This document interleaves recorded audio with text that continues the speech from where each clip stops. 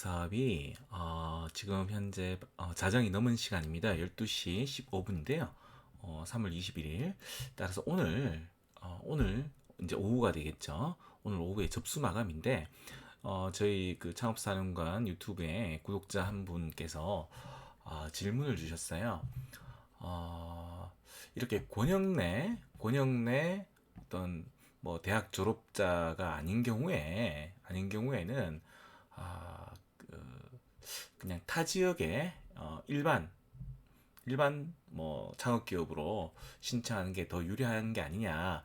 왜냐면 이거는 60%고 요거는 30%고 요거는 40%니까 40%가 좀 유리한 상황이 아니냐고. 그래서 타 권역에 지원하는 게 어떻냐고 질문을 주셨습니다.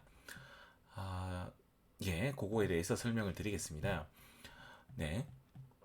일단 요번에 창업 중심 대학 사업 같은 경우는 예비 창업자 그리고 초기 창업 기업 그리고 도약기 창업 기업의 선정 규모안이 일괄적으로 이렇게 권역 내 기업은 60% 이상 그리고 예, 대학발 기업은 30% 이상 요 60% 안에서 절반 이상이 되겠죠. 그리고 일반 기업은 40% 이내라고 되어 있죠. 요 일반 기업은 그 권역 내 그러니까 소재지가 그 권역 내에 있든 수도권에 있든 수도권이 아니든 그것과 무관하게 한 40% 이내를 뽑는다고 되어 있습니다.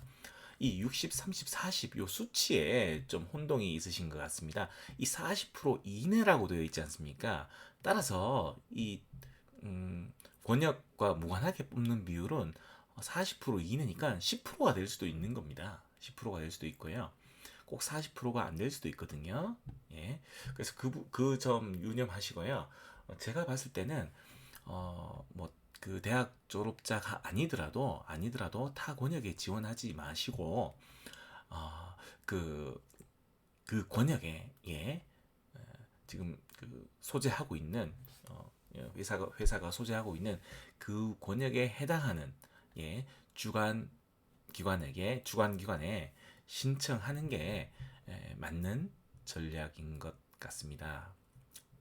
거기에 대해서 제가 좀 설명을 드리자면요. 이 창업 중심 대학을 중소벤처기업부에서 이 선정을 했거든요. 선정을 할 때 사업계획서 신청을 받을 때 어떤 요건이 있었습니다. 어떤 요건이 있었냐면요. 한번 보실까요? 네. 이 각 주관기관들이 어, 예, 총뭐 1년에 한 1년에 한 75억 원 순수하게 국비를 1년에 75억 원을 지원받고 그리고 최장 한 5년간 지원받는다면 한 375억 원 정도 지원을 받는데요. 이 국비만 지원받는 게 아니라 대응 자금을 내게끔 되어 있습니다. 국비 75억 원 플러스 대응 자금. 그 대응 자금은 주로 그 대학이 소재한 지자체 예산을 많이 쉽게 말해서 돈을 보태거든요. 돈을 태운다라는 표현을 하죠. 돈을 보태거든요. 그래서 그 지자체 예산을 태우기 때문에 어쩔 수 없이 결국은 그 지자체에 소재한 기업 또는 뭐 주소지가 있는 예비 창업자, 뭐 도약기 기업, 창업 기업 그 기업들을 많이 뽑을 수밖에 없는 구조에 있습니다. 한번 보실까요? 이번에 성균관대 같은 경우에 뉴스가 나왔었죠.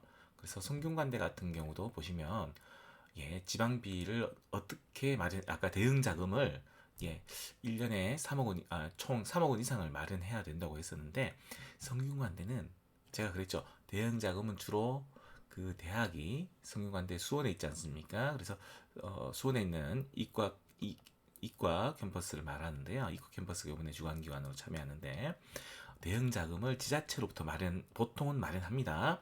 대학 자체 자금보다는 성균관대 같은 경우는 대응 자금을 보십시오. 매년 경기도와 수원시로부터 1억 원과 5천만 원을 지원받아서 이 창업 중심 대학에 참여한다고 되어 있습니다. 따라서 최대 5년이라면 1.5억 곱하기 5년 하면 한 7.5억 정도 되겠죠. 7.5억 원의 어떤 지방비, 지자체 예산이 들어가는 구조로 되어 있습니다. 따라서 따라서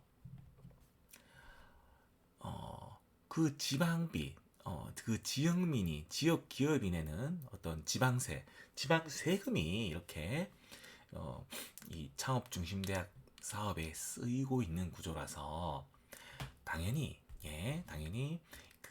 이 경기도 그리고 성균관청 같은 경우는 이렇게 수원시로부터 지원을 받기 때문에 이 경기도 안에 있는 특히 수원시 안에 있는 그런 창업기업 그리고 예비 창업자를 어쩔 수 없이 좀 많이 뽑을 수밖에 없습니다.